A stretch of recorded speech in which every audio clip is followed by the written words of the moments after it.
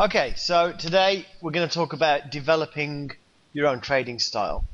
And for some people, understanding this process is the turning point in their trading because they start to get what it took for other people to be successful. So hopefully you'll understand that some of the things that traders shy away from because they perceive them as being difficult are actually the things that are both essential for your success and actually not that difficult to implement. So that's what we're going to look at today, Eddie. Fantastic. Okay, I'll take it away then. Okay, so first of all, why listen to me? I mean, what makes me an authority on this?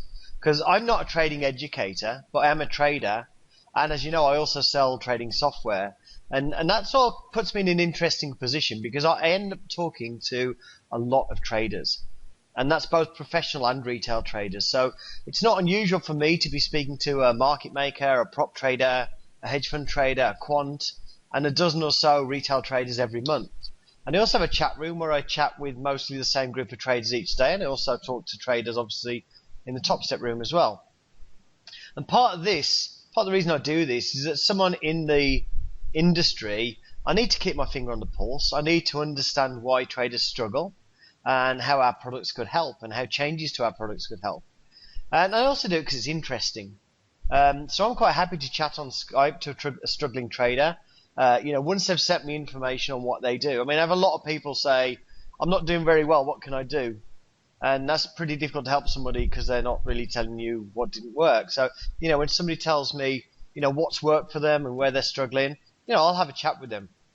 Now, I might point them in the direction of an educator if they're missing a lot of the picture, but often they aren't that far off the mark, so I can make some suggestions. And there's a few traders out that have credited me for their success, but usually what I've suggested is no more than like 5 to 10% of what they do, and they put in the hard work. They just kind of needed a nudge in the right direction. So all I am is someone that's exposed to a wide range of experienced and developing traders, both on the professional and retail side. So I've seen a lot of traders improve, and I've seen a lot of traders self-sabotage themselves over and over again, getting close and then changing direction. I've seen part-time traders transition to full-time, traders, or join proprietary trading world, deciding that prop firm is the most sensible choice given their level of funding, places like Top Step as well.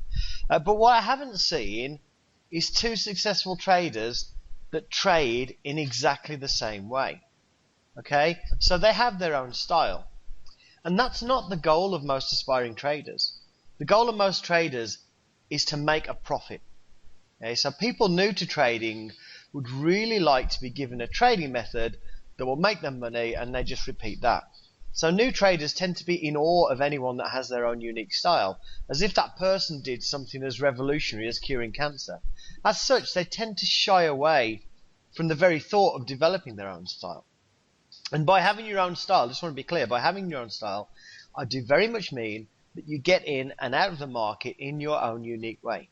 But what I don't mean is you reinventing the wheel.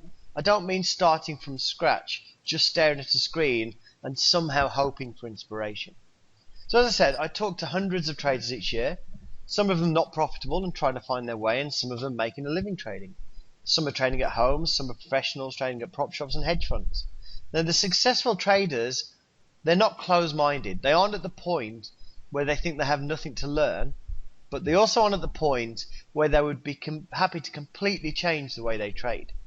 So they have a level of confidence in the things they do, and they really aren't looking to make radical changes. And sure, they'll talk to other traders, and they'll hear about other stuff, but a lot of the time when they're hearing about new techniques, and certainly this is very much a case for me, when somebody tells me about the way they trade and it's radically different from me and they're making a ton of money, I'm not interested.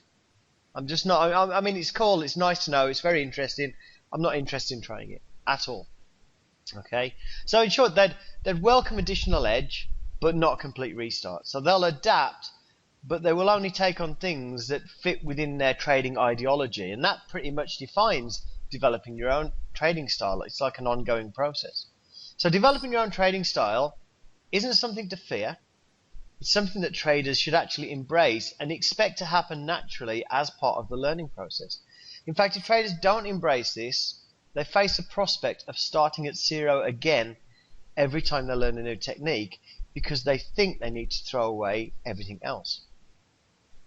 Now, developing your own trading style doesn't mean you can't get educated. So, of course, you could just try to sit down and figure the markets out on your own, but some of what goes on in the markets is counterintuitive, and certainly figuring it out on your own is a much harder task than developing your own style armed with education.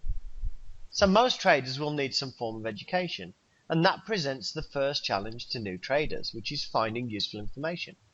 Because if you sat at a web browser every day for the next 5 years, you could quite easily find a different explanation of how to trade every single day. And much of it would be written by people that aren't trading themselves or aren't trading profitably. Now, the main forms of information that people use right now are educators and trading forums. Basically, you Google trading education and you take your chances. Now, the standard for retail trading education was really set by the literary world, and in particular the genre of money-making trading or investing books, many of which go back more than 100 years. Now, trading education did, and mostly still does, focus on technical analysis, and it was typical for a trading book to go chapter after chapter, listing one technical analysis technique after another, or rather one indicator after another, how the indicator is calculated, who invented it, and what it tells you. And the most basic is usually the moving average crossover, and it goes on to more complex ones from there. I'm sure we've all seen books like this. Now, many of these books seem like trading cookbooks with like 25 indicator ingredients that tell you when to enter and exit. Now, that was certainly my first introduction to trading, and I was very happy, as really I am a nerd, to find out that trading was actually all about math and technical stuff. And what never bothered me at all, or rather never crossed my mind, was that one thing was missing.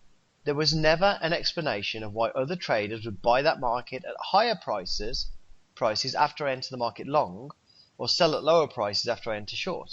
Now, unless you want to buy the high of the day, you actually need buyers to buy after you. So who's that going to be and why? And quite often, that question is not answered. So at best, the majority of trading books out there give you something that could possibly form part of your trading plan.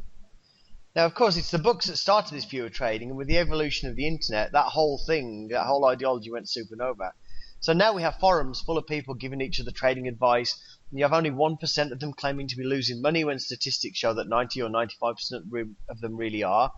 The less scrupulous of them build their own education websites, selling educational services and systems that have zero chance of making money. And I'll put my hands up and willingly admit, I spent $15,000 on education that was of no use whatsoever. I did actually spend more than $15,000 on education, but I wasted $15,000 on education. Because it was, and it still is, a totally unregulated industry where a simple disclaimer at the bottom of your site allows you to tell people things that will drain their accounts if they try them in a live market.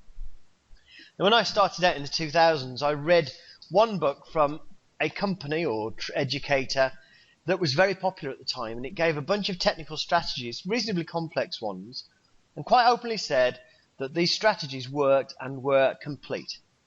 So I actually went through and coded and backtested each one of those strategies, and not a single one came close to working. Yet this book was one of the most popular trading books at the time. In fact, I saw on Amazon a couple of weeks ago, as I was getting ready for this webinar actually, there's actually a new edition of this book out. Now, on one UK trading forum at the time, people were raving about this book, but it was all hype. No one wanted to admit they weren't making any money. But the book was being good reviews by long-standing forum members, so everybody wanted to join that crowd and say how good it was, kind of getting in with the crowd. The fact that strategies could easily be demonstrated to not work didn't seem to bother anybody. Now, if you did mention that, the fact it didn't work, you'd have like 300 people ganging up on you, calling you a hater. And these were 100% mechanical strategies that could be shown not to work at all, and people would say, no, they just don't work for you. Now, what many traders at the time were doing was combining these indicators in an attempt to produce a working system. So taking multiple indicators that would not work in backtesting and combining them in the hope of producing a winning system. So they might take one system from one book and add in another system from another book and look for something they call confluence for both of them to say the same thing at the same time, basically hoping that multiple wrongs would make a right. Okay, now at this point in time, I've read like literally hundreds of trading books. Mostly when I was new to trading, very rare for me to do it now, and I can think of only a handful that have merit. I like the interview books, are okay, but they're not really my thing. But like in terms of the way the market works, Pablo Triana, Nassim Taleb do an excellent job of explaining the probability and the danger of too many people relying on the same mathematical models. Gary Norden does a good job of explaining how institutional trading works. But in terms of actually giving a full trading strategy from end to end, there's lots of books that claim to do this, but I have yet to see a single one that does, or meet a trader that say they learnt to trade profitably that way. And like I said, it's a completely unregulated market. Now, it's 2015, and I think the marketplace has become a lot more savvy than in the 2000s when I started out. So people have woken up a bit, and there is now more information around about how professional traders operate. Now, for a long time, it was believed that professional traders had secrets, and of course many educators to this day use secrets of the pros in their promotional material. Now, I know a lot of professional traders, and they are generally quite open about what they do. And what they do is often quite simple, but it has no relationship to what most trading books discuss. And there is no secret cabal swearing secrecy of their techniques either. It's just that these people don't hang out on trading forums because there's no need for them to do that, and they don't really looking for that. They're not looking for how to trade on the internet. Now, one trader I know retired at 35 years old. He was plucked from Oxford University in the UK, and he spent his very short career in a bank in Singapore, heading a currency team, doing stuff like writing barrier options. Now, we were having a chat about what he did, and the topic somehow came around to retail trading. And I asked him what he knew about retail trading, and I mentioned MACDs, stochastics, Fibonacci's, and he just gave me a completely blank look. Never heard of any of it. Yet this guy had fully retired in his early 30s. Now, what he did know about was risk, and he was obviously very good at math, and that's why he got plugged from Oxford University, and that's why he ended up in the options, the Forex options world. But again, he had no secrets. Okay. Now, we have another friend that right now runs an open outcry currency desk, which basically means facilitating trading of a single currency pair. Now, he has banks on both sides of the pair, and it's not like Euro USD, it's an exotic pair, hence the need for the open outcry. So he's got banks on both sides of the pair, and his job is to put them together. And he drives a $150,000 car. He's doing very well. He doesn't even look at a chart.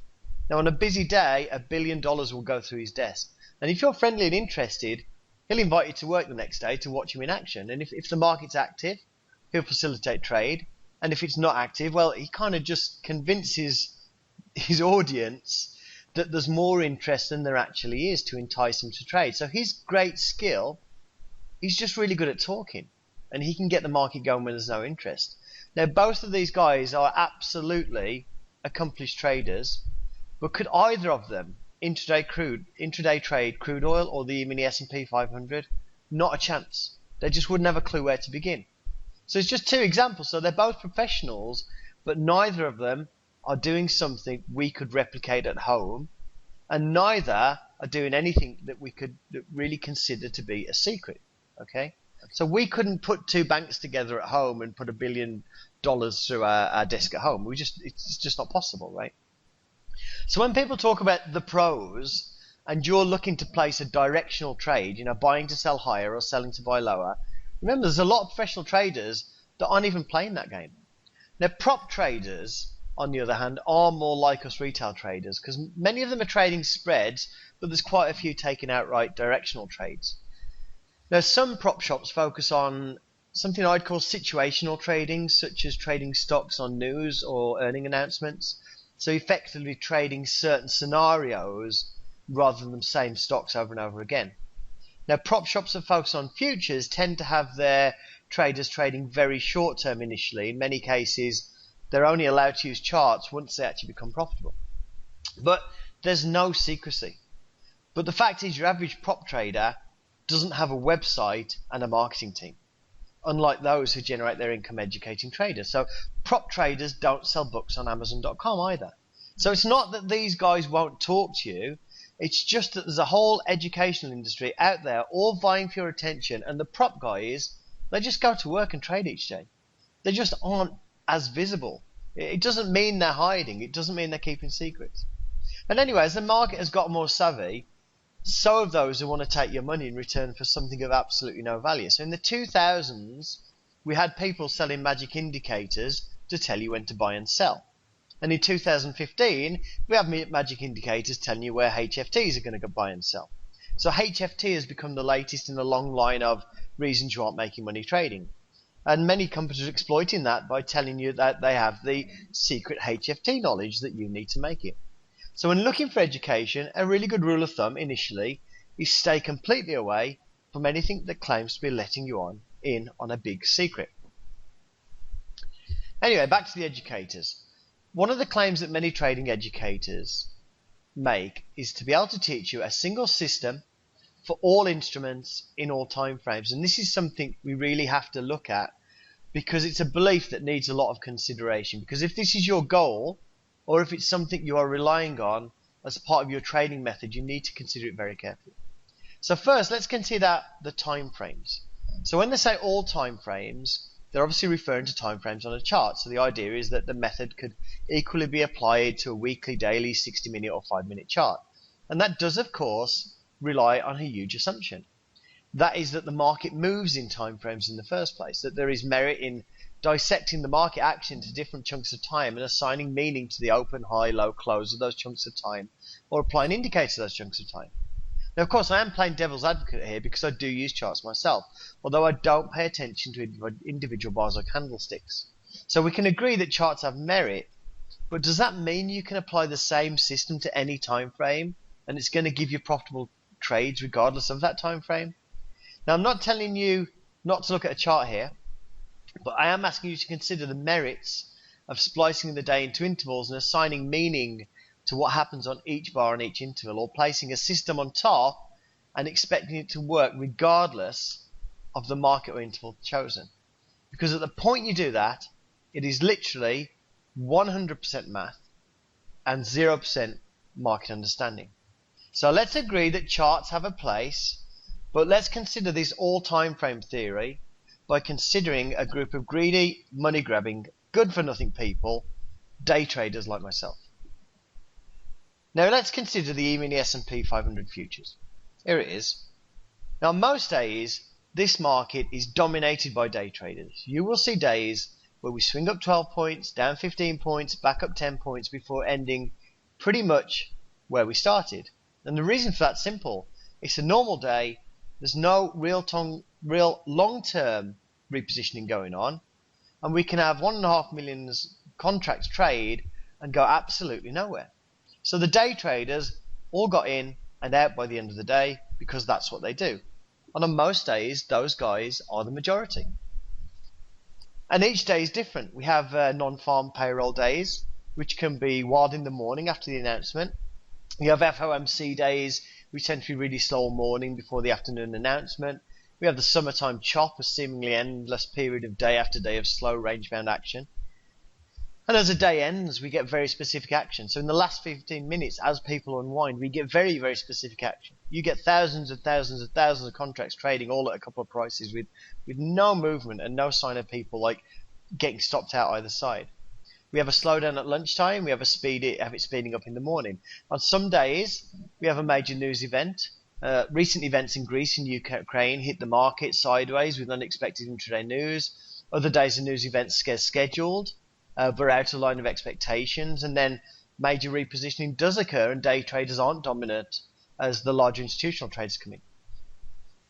So there's certain intraday activity that has very specific characteristics, and the day develops influence by both the day develops influence by both the calendar and by an unwritten but well-known intraday timetable. So on this market, the majority of trading is speculation, which is just nothing more than a polite word for gambling. So most it's short-term players all trying to make money off each other. And the amount of speculation varies market to market, and it is important to understand how much of the trade on your market is purely short-term gambling. So this suggestion that an indicator or a chart pattern or some sort of generic system will somehow be able to get you in and out profitably on this market without considering any of those things I've just discussed. It's very, very appealing, but it's not very realistic. It's basically saying, just forget all that stuff. Forget the FOMC, forget NFP, forget the end of the day. None of that's relevant. Saying the fact a market behaves a certain way between 9:30 a.m. and 4:15 p.m. because of short-term speculative trading, it's just irrelevant when it comes to applying this trading strategy and beating all those traders at their own game. Because I can assure you that applying a generic cookie cutter system to the market is not what all the 100 lot traders are doing in the market, okay? So the chance of you beating them at their own game with a dumbed down generic system are effectively zero. Now, worse than this, there are people that will tell you not only can you forget all of that stuff, you can actually just take random trades and money manage your way to profits. And this all started because there's one famous book that details an experiment to prove that money management could make a bad system good. And what they did, they entered the market at random and they applied a trailing stop and they made money over a period. I think the period was like 10 years or 12 years. So now, not only can we make money regardless of the time frame, we can even make money if we have no clue where the market's going. You can like literally just toss a coin and let money management do the rest. Now, it was an interesting experiment, but what they really developed was a trend following system. In an uptrend, a coin toss against the trend would stop them out really quickly. But a coin toss with the trend would see them ride the trend with the trailing stop. And the markets they chose were trending over the test period. Had those markets been choppy, they would have incurred massive losses. Now, the other thing to think about, would HFT companies with the massive infrastructure cost, would they even exist if you could just toss a coin and still beat other traders at their game? Now, before I go off on a total rant about all time frames, types of systems, let's consider the other side of it, all instruments. As you can probably see that like, the intraday thing makes all time frames problematic, but it probably sounds more believable for a system to work in all markets. Now, we're trading electronically, but that doesn't mean there's always an endless supply of stuff for us to buy and sell. So with futures markets, there is infinite supply. Futures contracts get created and destroyed in the course of trading. So when people agree to transact, a contract may be created. So there's no end of contracts. You can trade in any direction, any time, and you will find somebody on the other side of your trade to trade with. Now, that's often a market maker, and it's often not at the greatest price. But you can rely on them being there 99% of the time, except in really extreme conditions, where they do tend to do a bit of a disappearing act. Now, if you look at stocks, it's a little bit different. There is finite supply called the float. So a certain amount of shares are issued, and they can't get created as trading occurs. You can only buy what's available. So unlike futures markets, if you want to go short, you need to borrow stocks from somebody. And smaller brokerages might not have any to short. There can be squeezes when there are so many people short that the effective float is low and there's a scarcity of contracts to buy. And that causes prices to rise really rapidly when the outlook becomes more rosy and people do start buying, and then the shorts get squeezed out because they have to buy as well. So sometimes you want to short, but you can't because there's no shares to borrow. Now, is that irrelevant in trading? Is it, again, more useless information we can ignore because a candlestick's a candlestick? Now, with Forex, it's not so much availability that's an issue, but the fact you aren't actually trading the market in the first place. Because we have broker markets and we have dealer markets. And with a broker market, like stocks, options, futures, you place an order through a broker and they put that to an exchange where you are matched with somebody wanting to trade on the opposite side. With dealer markets, like retail cash forex brokers and markets like spread betting in the UK, there is no exchange. The dealer does nothing with your order. The dealer effectively takes the other side of your trade. Now, with one dealer in the UK, I'm not going to mention the name, they basically take a maximum risk of $15,000 on any one individual market. And at that point, they have to start laying off that risk, hedging that risk on the real markets. So effectively, they'll take $15,000 of the other side of your trade knowing that most people lose. Okay. Now this, when they do come to hedge, they actually have humans, they actually have traders there to do that hedging. It means it requires human intervention. So if your order is the one that pushes them past the $15,000 mark, or if your order carries that much risk on its own, you're going to find you don't get filled so quickly because there's actually a human being that needs to do something, and you might get requoted as the dealer reduces their risk by doing stuff like widening their spread. Okay. The different markets also react to different events. So interest rate products react to treasury auctions, but you'd be hard pushed to see any indication that it had impacted crude oil. Crude oil reacts to the oil inventory numbers, but it barely registers on the indices. Weather's going to affect the grains. Disease will affect the meats. We've heard from Wally about that many times. So if you decided to apply your catch-all system to corn futures, for instance, and you had no idea of the news events, the scheduled and unscheduled ones that could cause a sudden spike in corn prices, you will eventually get into trouble with your all market system. Now, I'm not suggesting here that you need to know all the minutiae of every market, every type of market and instrument. I'm just suggesting that the all time frames, all markets technique simply doesn't exist for these reasons and probably many more.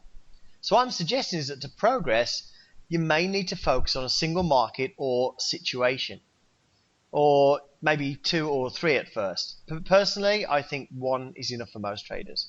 So you need to get to know that as opposed to getting to know trading as a generic topic. So if you find a technique that works for you intraday on US Treasuries, the chances of that technique working without change on crude oil are extremely low, but the chance of it working on like the Euro Stoxx 50 futures, that's pretty decent, even though it's not even an interest rate product, it's an index future, but mostly because they're similar in terms of liquidity. So education of the generic variety will not give you a complete system or a complete trading method, but there still might be something of value in a generic course. Okay, so my suggestion, instead of being led around by the nose, getting pulled into the latest sales pitch you saw in your inbox, you need to actually take control of your trading education. If you don't, it's going to be a very expensive process because you're going to fall victim to a lot of unscrupulous vendors. So you need to actually have your own curriculum in mind, your own set of absolute requirements for any trading education you undertake. Now don't panic, that's not as tough as it might appear. We're going to go through this. You just have to have in mind what you're looking for, and no matter how strong the sales pitch, you just ignore what doesn't fit. So let me give you a rundown on how I think you should approach your trading education. So your first requirement is the why has to come before the how. Okay, so what is it that makes people buy and sell? Now there are many theoretical frameworks that explain this. Okay, it's kind of your doctrine, your market doctrine is what you need. Okay, now I personally believe in value-based concepts, that markets balance around a fair price and then find another fair price, balance again, and so on. And I'm also a very firm believer that speculation drives markets. Okay, and I don't mind using the word gambling because that's what speculation is, and that most market activity is pure speculation. Now this doesn't mean I'm always right. It just means I have a reason for getting into a trade and a point at which I can say I'm wrong. Now some people believe in Fibonacci, for example, and that's not something I get conceptually or that I have faith in. Okay, so it follows that I couldn't confidently trade using Fibonacci levels. It's simply not for me. It doesn't mean it doesn't work. It just means it's not for me. So it's entirely possible that having this strong belief in your market philosophy, your market theory, your market doctrine, and the consistency in trading behavior that results is more important than the details of the philosophy itself. Now, consideration has to be given to the other players and their trading horizon in your chosen market. So do the ups and downs in index futures we see from one week to the next really represent daily schizophrenic mood shifts in major long-term institutional players? Because I don't believe they do. I mean, do we think those people that are managing billion-dollar equity funds are waking up in a cold sweat one morning, selling their positions, only to wake up the next day and think, oh, it's actually not so bad, and buy all their positions back? Or are those ups and downs the result of mostly short-term speculation? Well, you know what I believe, right? My belief is that on most days, The main driver of the market is that short-term speculation. Now, of course, there are days when major institutional repositioning is occurring, and that's fairly evident by a major increase in volume. So if short-term speculation drives the market most of the time, then intraday opportunity will come from short-term speculators jumping on a move or getting caught offside. Now, if the players are all long-term in a market, that simply won't be the case. They won't react to smaller intraday moves. Now, new traders always want to know, the first question they ask, where do I get in, where do I get out? They want to learn a setup, okay? And there's lots of unscrupulous people out there more than willing to sell them one. But that's not learning how to trade. It isn't learning about how a market works, why it moves in a certain way, and then trying to exploit it with a setup.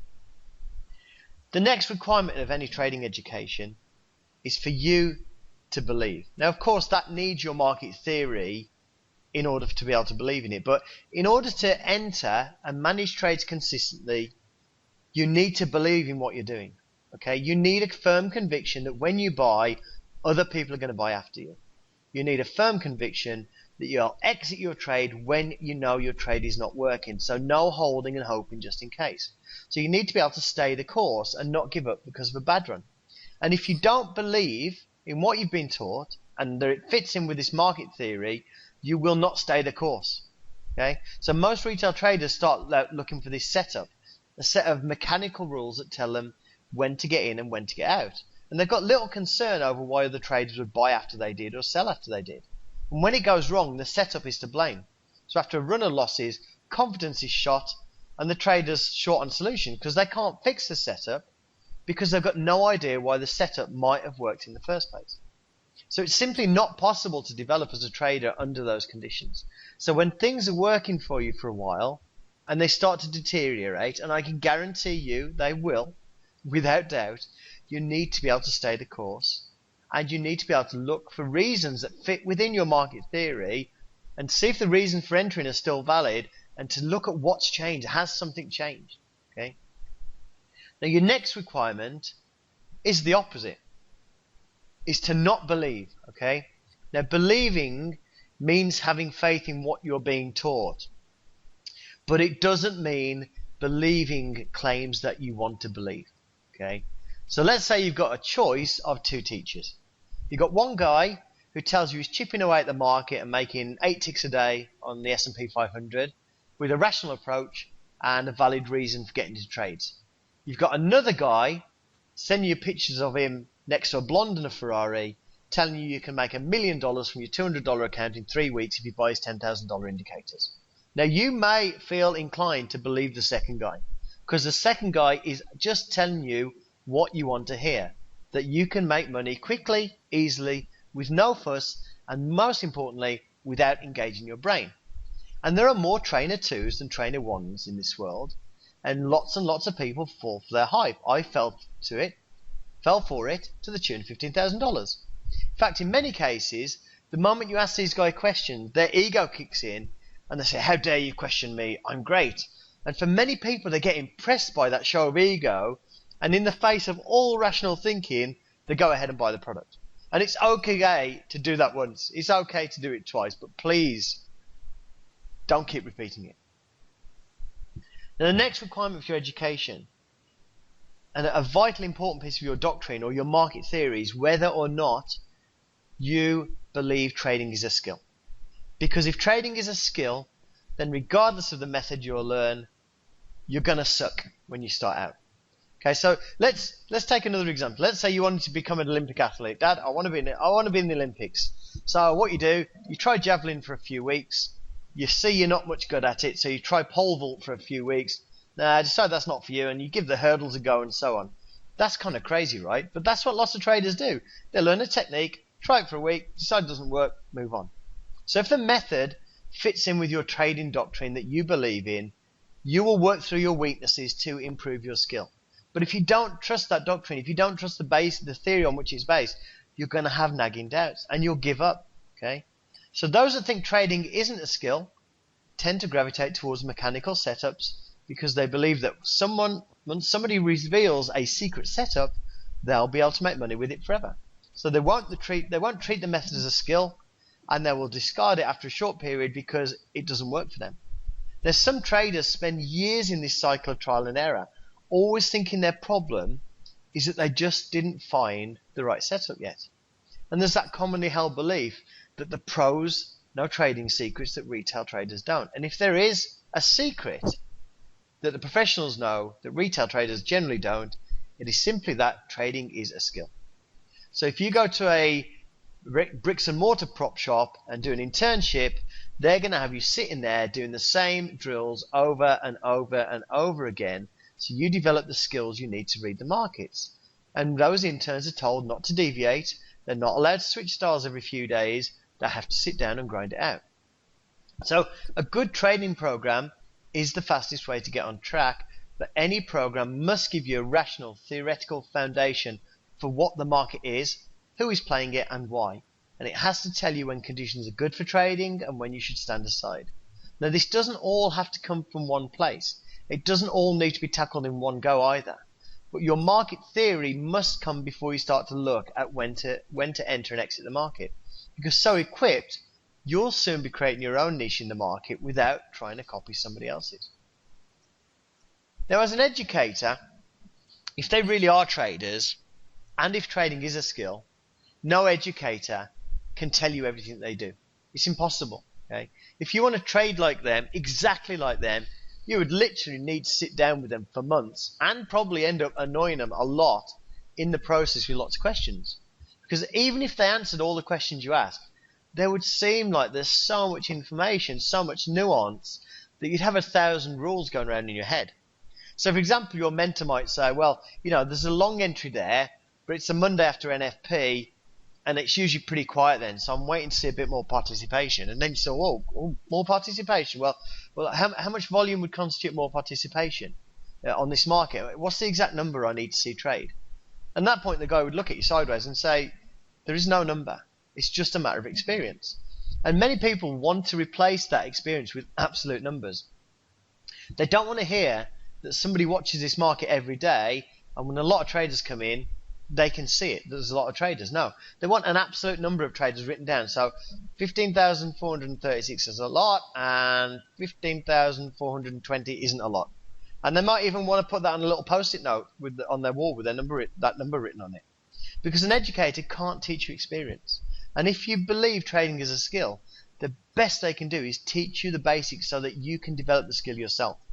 Okay? So you just have to put up with the fact that it's nuanced, and that nuance will come to you over time, and it's just really difficult. If you're putting together a course and you've got all this nuance going around in your head, and you're the educator and you're a good trader, you're not going to remember every small nuance of what you do. And if it's someone that trades in, day out, they're going to be doing some things on autopilot that might not even realize that those things are part of their decision-making process. Now, I know a trader that runs a quant firm, and this firm leases software to banks, and it places long-term arbitrage trades on currencies. So this guy would definitely be considered quite smart. And he's also a fairly large day trader. And he once attempted to automate his day trading, and he just couldn't get it working. So he started off, he gave his developer the rules, and he got the system back. Oh, dumbass, it doesn't work. And then he realized he'd missed some nuance, so they coded in more rules. Didn't work. And that process of trying to redo it, more nuance, redo it, carried on until you just realized it was literally a fruitless exercise because of the amount of nuance and experience in the way he traded. And this guy was a quant. This guy has automated long-term arbitrage systems running at banks. Okay? But when it comes to intraday trading outright positions, that is a different matter entirely, right? So this nuance isn't bad. It's not complex. It's not actually a massive list of rules. It's just reading the market, weighing it up and thinking, man, that doesn't look good today. And it's not that dissimilar to looking outside and thinking, oh man, it looks like it's going to rain. Okay? It's an experience thing, and you can't teach experience. And also, there's another thing an educator can't do for you. They can't guarantee you will like what they are teaching. Which brings us to another very important aspect of developing your own style, your personality. Now, from time to time on the trading forums, this topic comes up. And it always amuses me, and the topic is, what's the best personality for a successful trader? And it's an odd question, really. I mean, it's not as if you can change your personality if you find you're not the right type. But my experience is that there simply isn't one. So I know a trader who trades a massive account, okay, tens of millions of dollars, okay. He's very successful, but he's also most likely bipolar. In short, he gets angry and he flips out a lot. He rants and raves at his researchers. Now, on the other end of the spectrum, I know a successful trader who trades like he's painting a fence. He's totally calm, never gets ruffled. Now, in both cases, I believe that their personality dictates the kind of trading that they do. So the first guy has pretty wild swings. He can be up 100,000 one day, and he can be down 30,000 the next. And on any day, he can be in 30 intraday positions at any one time. Okay. Now the other guy sits on one market, waits for conditions to be right, and then just hits into it. Often just taking one trade a day. Okay, he takes big trades, but just one trade a day. So my own belief, based on myself and discussion with other traders, is a huge factor in trading and the trading style that suits you is your boredom threshold. Now I have a hard time watching a slow market like the US Treasuries or the Euro Stoxx 50 futures. I can watch it for about 5 to 10 minutes, but then my mind wanders and I zone out. And I mean quite literally, even my eyes lose focus. I just find myself just in a daydream, okay? Now, on the other hand, I'm not comfortable with faster markets like crude oil either. So I like a certain amount of activity, but I don't like it too fast. Now, at the extreme here, I know a girl that trades a really, really, really thick interest rate product. Now, she gets into the queue with an order, okay? There might be 4,000 people in front of her in the queue. And as she gets closer to the front of the queue, she will cancel or keep her order depending on how many people are now behind her in the overall conditions. So she's literally watching a market for hours, right, where price isn't moving. It's just sitting there trading the same price for 10, 20, 30, 40, 50 minutes. And that's where she trades. Gets to the front of the queue, decides whether she should take it or not. It would kill me. I would struggle with that. But it's a valid way to trade, right? So the first part of developing your own style is understanding what you can tolerate in terms of downtime, that time not trading. So if you're an adrenaline junkie and you spend your spare time doing naked bungee jumps, then spread trading treasuries is not going to be for you. If you're the type who's always doing multiple things at once, you might want to focus on multi-market strategies like day trading earnings stocks. Because there's no point in spending time learning a skill that you could not tolerate repeating day in, day out. And there's also no point in trying to change your personality to suit a particular style, because you are who you are. And, this is something I have to tell my wife on an almost daily basis. I can't change my personality. Now, you might contact an educator and say, okay, with this system, how many trades would I get in a day? And they'll say, oh, that's irrelevant, or that's the talk of an overtrader. You can only take what's there. But if you're an action junkie and you're scalping crude for 3 ticks at a time, then of course your trade frequency is going to be higher than if you're fading ranges on US Treasuries. So remember, these guys want you to buy their calls. And this is not a dumb question. How many trades will I get? But they're going to try and make you feel dumb by telling you that's a stupid question. Because the fact is, they want to avoid answering that question because they don't want to say anything to put you off their course. Okay? And this is probably a good way to deselect an educator. But remember, if they keep showing you the pictures of the blonde and the Ferrari, and that's what's making you like them, you're going in for the wrong reasons. Now, I was chatting with a trader the other day, and he said something that was very obvious to me, and he's like, oh, this order flow stuff? It seems that when I'm really sure of a move, it's already on the way. And it's like, yeah, bingo. And of course, there's exceptions to this. All trades are different, but sometimes you get a really good reason to enter a trade at a really good price. But generally speaking, confirmation is going to cost you ticks or pips if you're a forex trader. So in other words, the more confirmation, the worse the entry price. So this trader wasn't entering until he was 100% sure, and that 100% sure was when the move was already underway. So he needs to incorporate a little bit more unsure into his trading, because trading is a game of uncertainty. And the best traders, they'll see something, they'll get in, and they'll get out quickly if they're wrong. Okay, and they'll accept something that's very important in trading, right? When you get out of a trade, when you think you're wrong, after you get out, it's going to go up or down. So a lot of the times when you get out of a trade because you think you're wrong, it will go your way. And that doesn't mean you got out at the wrong time. Okay, So when I meet a trader that's put in 5 or 10 years of study and is yet to be profitable, I tell him simply the following, okay? That there's traders out there right now that know much less than you about trading, but are making money most days. In other words, more knowledge or more study is most likely not what you need. It's the acceptance of less certainty, okay? Because many traders are seeking certainty. They learn a technique, it doesn't give them that certainty straight away, so they don't get better at it and they move on. It's that whole skill argument again, right? But there are trading methods where the probability is higher than others. So I know a trader and his stats are 85% wins, 5% loses, and 10% scratches. And his average time in trade is less than 30 seconds. So once again, different styles of trading will offer different trades with varying degrees of probability as you improve, not straight away. So you should look to match the style of trading to what you personally will suit you best, okay? Now, once again, a legitimate educator should be able to have an open discussion with you on this topic and not just shut you down because that's a stupid question, because this is not a stupid question.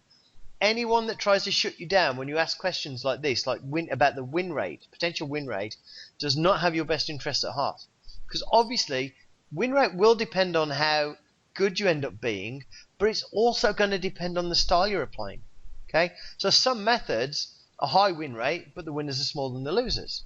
Some methods are lower win rate with a lot of scratches and an attempt to gain a larger trade.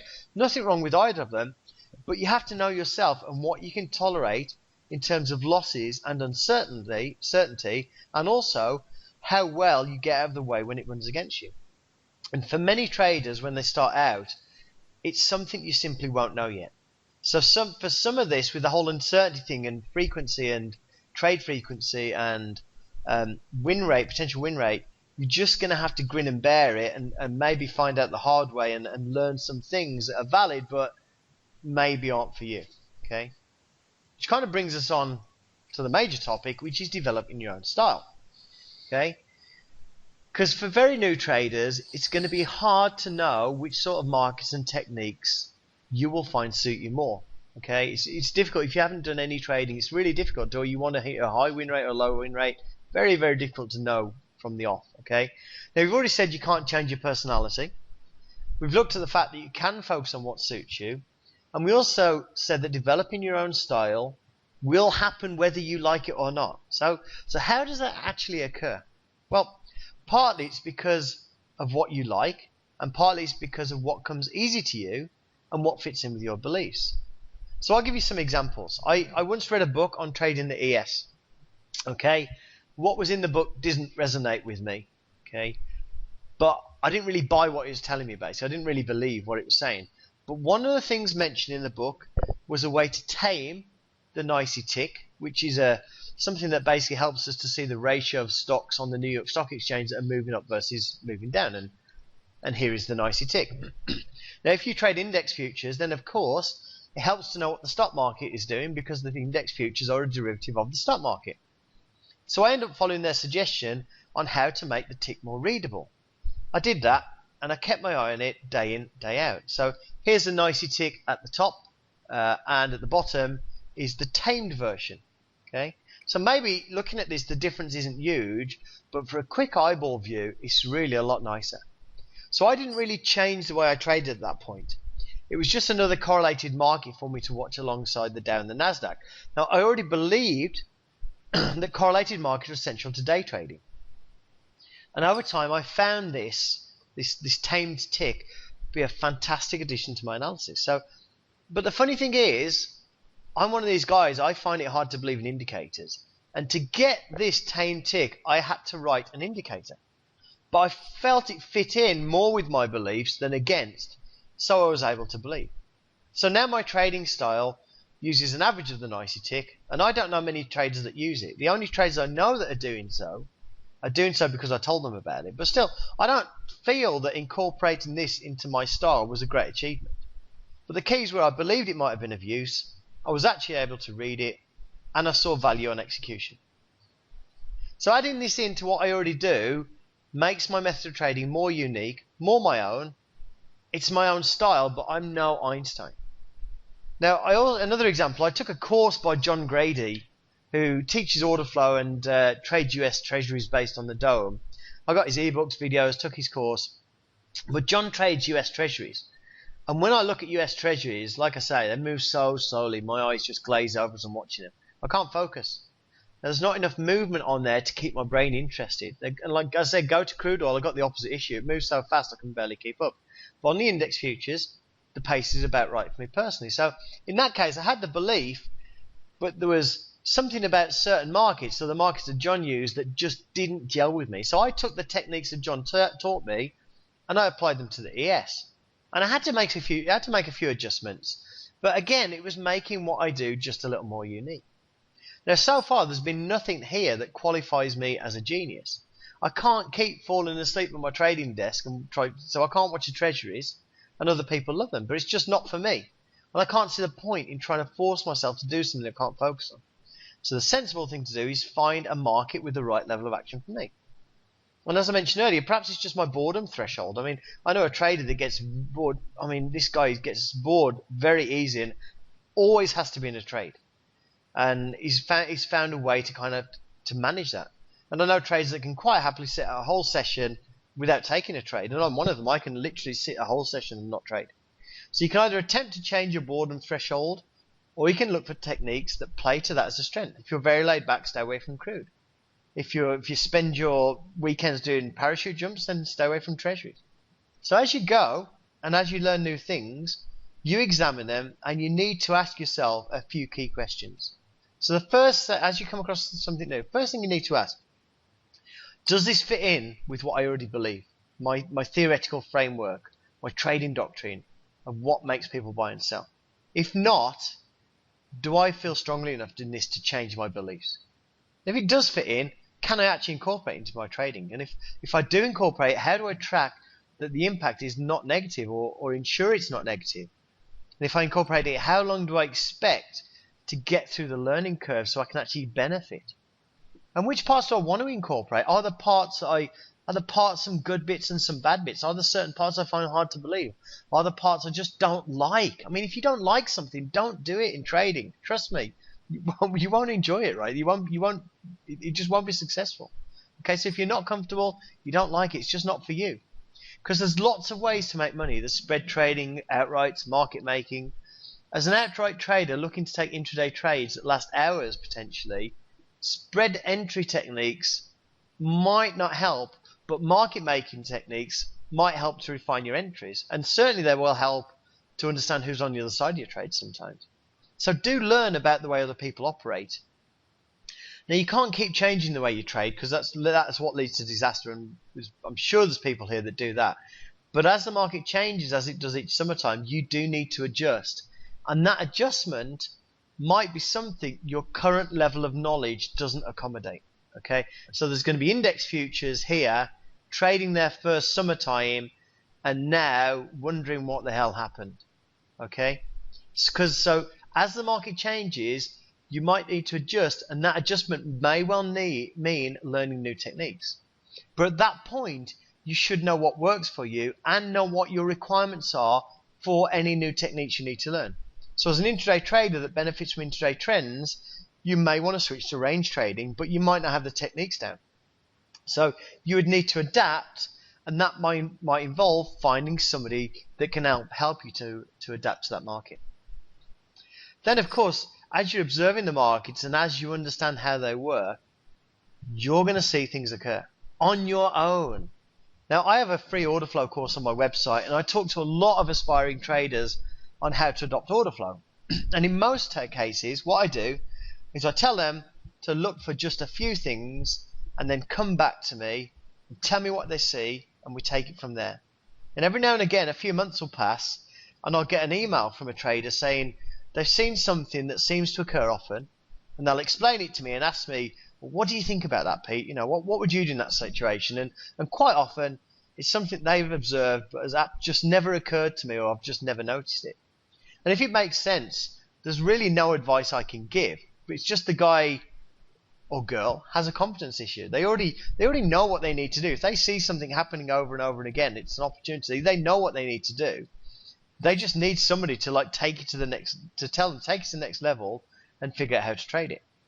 So this developing your own style is a natural process where you develop as a trader, have a theoretical framework which you truly believe, learn things about trading from legitimate sources, and adopt what fits your personality and your theoretical framework.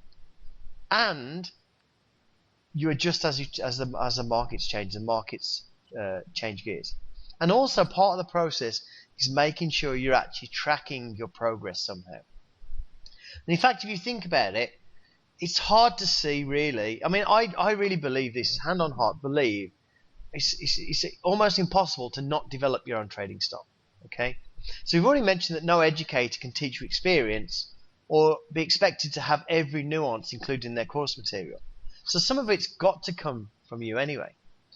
But there are some common elements used by successful traders, the traders I talk to.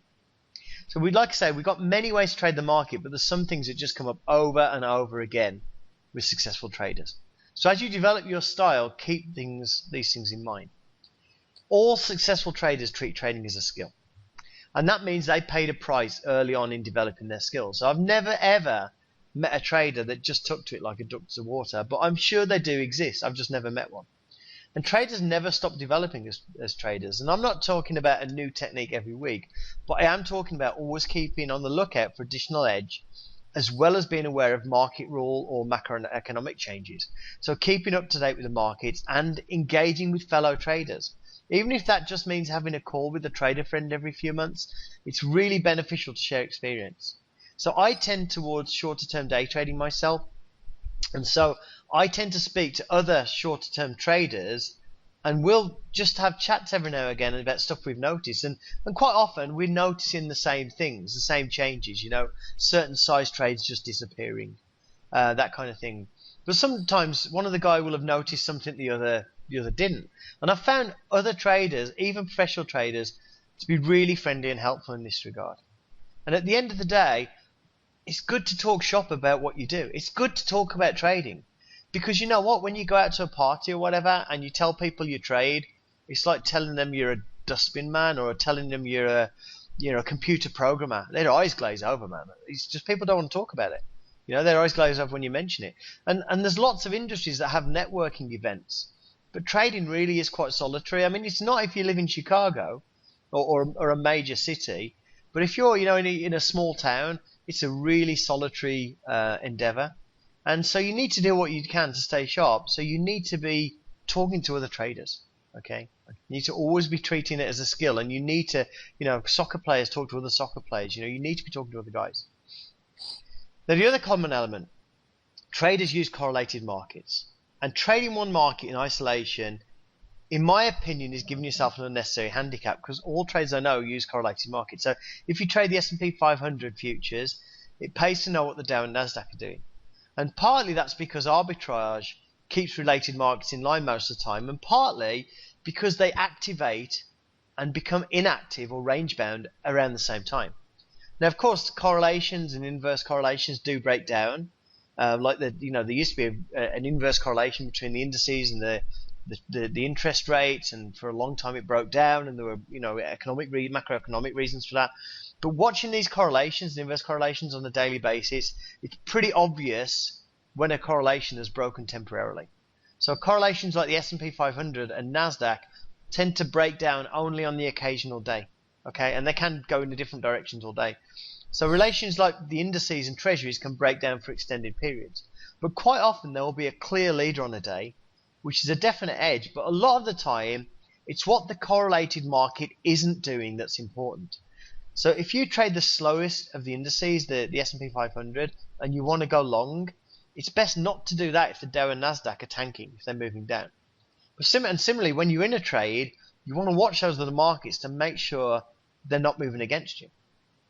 Now, watching a less volatile market for confirmation is slightly different. So I trade the ES, which is slow, and I watch more volatile markets. If you're doing it the other way around, it's a little bit different.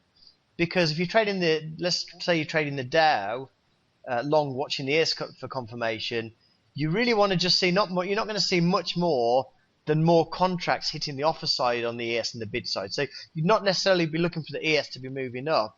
You'd kind of be looking at, more local information, like bid and offer information. But certainly, I think if you're trading a thicker market, it's a lot easier to use correlated markets watching a thinner one. Now, the other thing that most traders I meet use is something called value. Okay? And by value, I don't mean Jim Dalton market profile. Okay? That is one way to assess value. Okay? So let's think about, what does value mean? It's a very simple concept. Okay? So let's say you came from Planet Zog and you don't know the price of anything, but apparently the Zog dollars just coincidentally look exactly like US dollars. And you've got a pocket full of cash and you go to a car dealer and they've got a Ferrari, a Honda Accord and a Fiat 500. The Ferrari is 200,000, the Fiat 500 is 15,000. Now, being from Planet Zog, never having seen a car before, you should be able to evaluate that the Honda Accord price should fall somewhere between the price of the Ferrari and the Fiat. Okay? Because value is relative. You can only tell if something is good value by comparing it to something else. Okay? If you're going to buy a house, right, what's the value of that house? Okay? They figure the value of house by looking at what similar houses in that area sold for recently. Okay? So whatever the method you use of assessing value, it has to be relative. Okay? And value in some way relates to correlated markets. So if the S&P 500 futures hasn't moved up a point, but the stocks and NASDAQ and the Dow are all screaming up, then for that moment in time, the S&P 500 is potentially good value. And on the contrary, if all markets have already moved up, and NASDAQ and the Dow and the stocks are starting to move down, but the S&P 500 is still at the highs, that's probably not a good value buy. Now, the other thing, and very important, is that traders accept the unknown and act on a limited set of information. Okay? And don't ever kid yourself you're acting on all the information. Because to trade index futures, you could worry about the individual stocks in that index, which is 500 for the S&P 500. You could worry about the impact of the options on those stocks and when they expire. You could worry about how index futures options might impact your trades, how currencies and interest rates impact your markets, because they do. You could worry about the way spreaders impact the market, even how oil and transportation costs make a difference economically. In fact, it's more than one person can understand or even comprehend. Economists pretend to, but they don't, right? The fact is, there's always going to be something affecting the market you trade that you're not taking into account. So you simply can't understand everything or weigh up all those factors at once to come to a decision. So you have to use just enough and accept that you can only look at a finite amount of things and just live with it. Okay? Because it's very rare to know without certainty that any particular trade will work. And as you add more things to take into account, you just make the decision-making process more complex, but you never get close to certainty. And the last thing, the penultimate thing, is they get in and they get out if they're wrong. Now, of course, professional traders have a huge commission advantage, which allows them to move more swiftly in and out of the markets, but having a larger commission isn't a good reason to stay in a bad trade. So probably the most important skill in trading is just getting out of a trade when you know you're wrong. Not when your stock gets hit, but when you know it will get hit. Okay? Because there's a really odd phenomenon in trading, and I've discussed this with a lot of traders, and it is very common. And that is, when you're not in a trade, it's tricky to really know which way the market's going. But when you are in a trade, when you have money on the line, it's much clearer whether your trade is good or not. And I've spent time, this is one of the things that kind of sends me half crazy. I've spent time going over trade videos trying to work this out. I know it's psychological in part, but most people I know can get a better read of the market when they're already in a trade. Like I say, I poured over trade videos trying to figure this out, so I can bring that that post-trade reading ability to my pre-trade reading ability. But as yet, it's just something I've not been able to figure out. Okay, so knowing you're wrong and exiting a trade are, of course, two very different things. And many people suffer from that rabbit in the headlight syndrome and just freeze when a trade moves against them. Because I know I've done it, got into the market, it starts ticking against me, it tries over and over to get through my entry price, get up through my entry price and along, but just can't do it. And when that happens, the market's only going to hang around so long before other traders see it and push the market against you. So you see it happening, but you don't get out of the trade. And one of the reasons that we feel uncomfortable getting out of a trade sometimes is because once we exit a trade, as I said before, the market's going to go up or down. You don't have any control. When you get out of a trade, it just means you don't want to be in that trade again. The market goes up again afterwards and you are long, it doesn't matter. You did the right thing and you can't let that get to you. And finally, the other common element of success I've seen is traders remain constantly alert for changes in the pace of the market, because the markets change. We have rule changes, we have changes in volatility, we have economic changes, but even within a day, the market can change very quickly from slow to fast. And the strategy you need to apply for a directional market are the complete opposite for those who apply to directional or range-bound markets. So traders are constantly looking for areas where that transition might occur and the change in activity across the transition. And that's one of the biggest faults with setup-based systems. They focus on setup and they don't focus on, is the market right for this setup? Okay? And that's the thing that gets overlooked in that kind of generic and simple cookie-cutter system, but is absolutely crucial for long-term success. Now would be a good time to start typing any questions you have. Now, as I've said many times today, I don't think developing your own style is a choice you have to make. I think it's where you're going to end up if you're successful. Now, if you fight it and keep looking for other people's styles to emulate 100%, then you'll fall into the trap that keeps people in the learning stage for many years. And I know because I talk to these people all the time. And I know people who have been trying to trade for 15 years and just haven't got it and still feel like they don't know the first thing about trading. So you have to take control of your education, whether you pay for it or find free sources. You have to make sure you aren't being pulled in too many directions or towards things that aren't properly explained or don't have a good logical reason behind them. And I think adopting your own style is something that people avoid because it sounds beyond reach when you start out. And so my goal today was really to try and take away some of that fear. And if I've planted a few seeds and a few heads today, I'll be quite happy with that. Now, in terms of how I trade, most of you know this. I have a few different techniques for different paces of markets. You all know it's all available free of charge on my website, Order Flow Foundation course, the link's there. It's not just used by retail traders. There's a number of proprietary trading firms using it as part of their intern programs. It might not suit you. It might not be for you. But if you're going to have a look at that, it's completely free. There might be a few things about the theoretical framework behind that style of analysis and the way we set trade locations that might help. And I say it's free of charge. Please do go and have a look. So Eddie, are you still awake? Yeah, of course I am. Hey, you're sharp, you are. I've got a little button here that sends a shock to Eddie to wake him up a couple of minutes ago.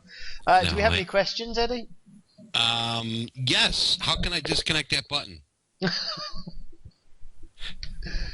Oh, I hooked it up to what? Unplug it, Eddie. Unplug it from the wall, mate. That'll do it. Oh, brilliant. Now, we've got some questions here ready to go, and we're going to start up here.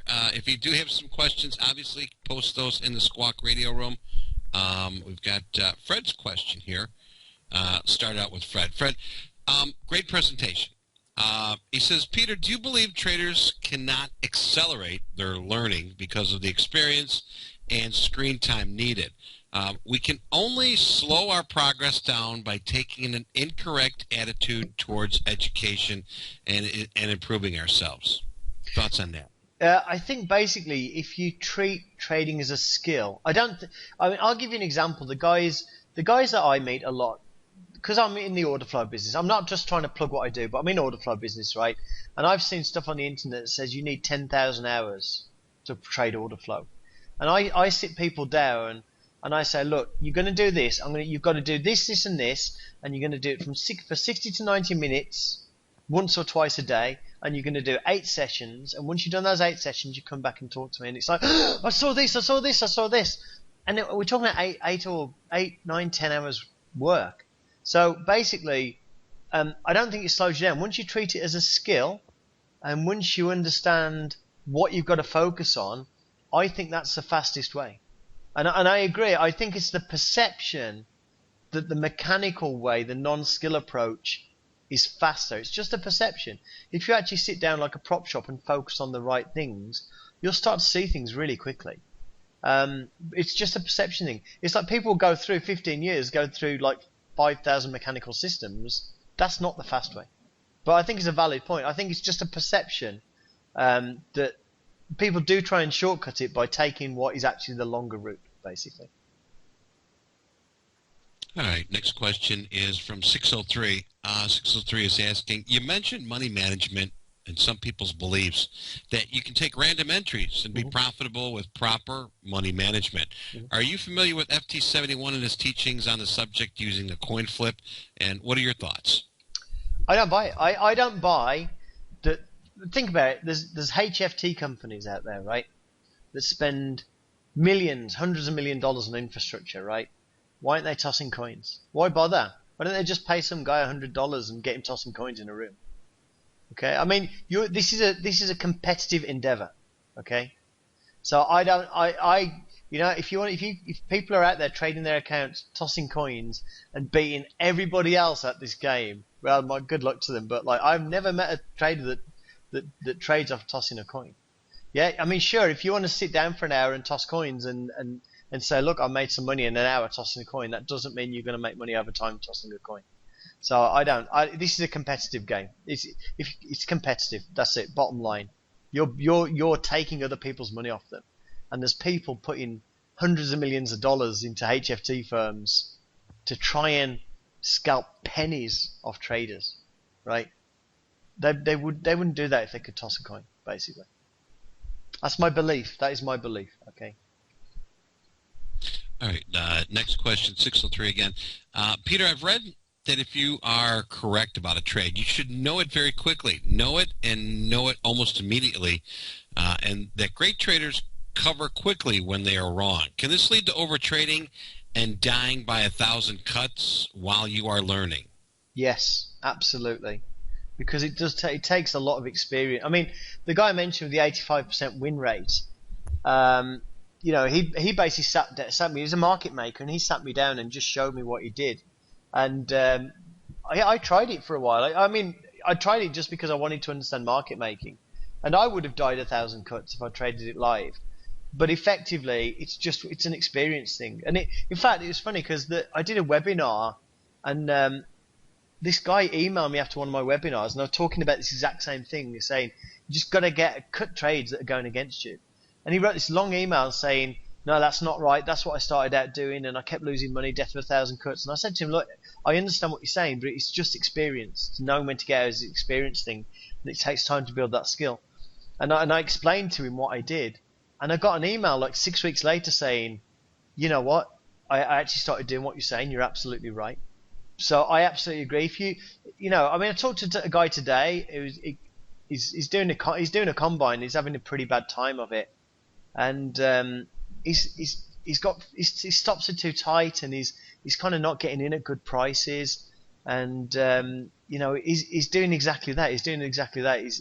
It's the death of 1,000 cuts. You can't put 2 tick stops in the market. The time you can put like 2 to 4, a 4 tick stop in the market is when you've got a fantastic price. So if you see the market at a price and you want to buy it, and you bid 5 prices below, yeah, absolutely, then you can have a small stop. But most of the time you just simply can't. So it's experience, and you're absolutely right. It can kill you at first, basically, but it's what makes people successful, or one of the elements anyway. All right, Dante has a comment. Says, I'm trying to solidify belief in my orders by rehearsing what it will look like getting filled. While that helps me work some nice limit orders, I'm not getting filled, but I'm saving money. But I'm also not picking up enough ammo lately. Can you comment on this part of the trader's development briefly? Thank you. Well, I mean, when I hear traders say they're not getting filled, that's a really good thing to hear, because it means you're trying to get a good price, right? And it just sounds like one of the dumbest things said, but honestly, trying to get a good price. I get lots of trades where I put, sometimes I'll put limit orders in, because I use order flow. There are times where there's a lot of times I tend to just go in at market because I wait for the order flow to show me. But if there's a price I believe in, I'll put a limit order in, and I'll actually wait for the market to come down and watch the order flow. And then if I don't like it, I'll cancel it. And a lot of the times I don't get a fill. And I think that's just one of the aspects of being a disciplined trader, and I think it's a good skill to have. If you get to a time where you're never getting a fill, and if that's been happening over the past couple of months, it's because of a reduction in volatility. And then you get to that part about understanding the market state and understanding the volatility's change. So yeah, I think if you're not getting filled on a lot of your orders, I think you're definitely onto a good thing, but you've got to make adjustments for volatility. Because the market's not going to pull back as much, now as it does, January, February, basically. All right, 86 has a question here. I've noticed that I observe order flow better when in a trade also, but most people will say traders are less objective when they get in because hopes and desires take over. That happens to me also. Any comments on this? Yeah, it's the difference between knowing you're right and getting out, or knowing you're wrong and getting out, basically. I mean, you can see there, and you think it's not going to, you can see, oh man, this isn't going my way. It's like the typical thing is you get into a trade, it ticks down immediately and just keeps coming up to your entry price, and as if your entry price is a ceiling, comes down and comes a bash, comes back and just keeps hitting your entry price. Oh man, this is, at that point it's not going to go your way. And that's fine. That's that knowledge, or that's that feeling that it's not going your way. But then you can override that with, no, it'll go up. Then hope kicks in, and I think they're two different things. I think you intellectually know that it's not really going your way, but you hope it's going to come back. And what kills you is that thing of, probably half the time it's going to go your way anyway. If you get out of a trade, it's going to go up or down eventually, right? And the problem is, it does knock your confidence a little bit when you get out of trades because you think they're going against you, and it maybe goes against you another 3 or 4 ticks, and then turns around and goes back up. Okay, and that kind of gets you. But it's having that intellectual knowledge versus the hope that kind of interferes with your decision-making process. All right, next question is from MetaTrader 20. I have a real problem holding on to winners. A good system with excellent discipline on stops and patience, getting into very good areas. But I have a constant battle holding for the original target, consistently jumping out too early. Any tips on this? Well, there's nothing wrong with going for small trades as long as they're not, as long as your stop's not too far away. I mean, one of the biggest mistakes that a lot of traders get into is trying to get the whole day's range. But basically, I can tell you, I'm going to give you some advice that isn't my advice. So I'm going to credit John Grady with this advice, and this is what he tells people in this situation: is you take an amount of money in an account, right? And I don't know, whatever it is, you take an amount of money, say it's like a couple of $1,000s, right? And you mentally write off that money. So you say, right, that couple of $1,000, I am now going to try and lose that money. And the way I'm going to try and lose that money is by never getting out of a trade early. I'm going to actually try and lose that money. And so basically what you do is, while you're trading that money, you simply stop behaving that way and say, so you're taking away getting out of the trade to try and get the profit. You're actually trying to lose this money, right? So you're basically trying to lose this money, so you don't get out of any of your trades early. You just put the order on, walk away, get out, move out of the way. And what you'll basically find a lot of people that did this found that they actually made more money doing that, by just letting the trade work for them. So that's one way of doing it, and that seems like a really smart way of doing it to me. Basically, just set an amount aside and just write it off, and then just behave the way you think you should behave. but with the intention to lose that money. And that will stop you changing your behavior, because your behavior is changing right now because you want to book the profits. And if you try not to book the profits, you'll be able to trade the way you should trade. That's the theory anyway. I think it's a good idea. Just not mine. All right. US 8lander has, I have used the OFA order flow software. How does your software differ? Well, there's a few people that use both of them. Our stuff is basically kind of very short. So I mean, I don't know. What do I say? As is better. I mean, what do you say? They're two different products. I mean, OFA is kind of like footprint charts and kind of longer term order flow analysis. As is very much shorter term order flow analysis. Geared around the kind of stuff that the prop traders use, basically. I mean, it was all born from basically prop trading techniques. So it's just two different things. And we got people, I talk to DB from OFA from time to time because we have customers using both pieces of software. And, sometimes they've got a bug and we're not sure if it's them or me. So me and DB talk. So, two pieces of software. One's going to suit people more than the other. And some people use both. All right. Next question is from Ref Control Trend. I heard you say that you should trade with an eye on the correlated market. While I know you prefer the ES, do you happen to know what a correlated market is for crude? That's a terrible question. You got Brent and WTI, which are the two main oil markets, but there are times when they'll diverge.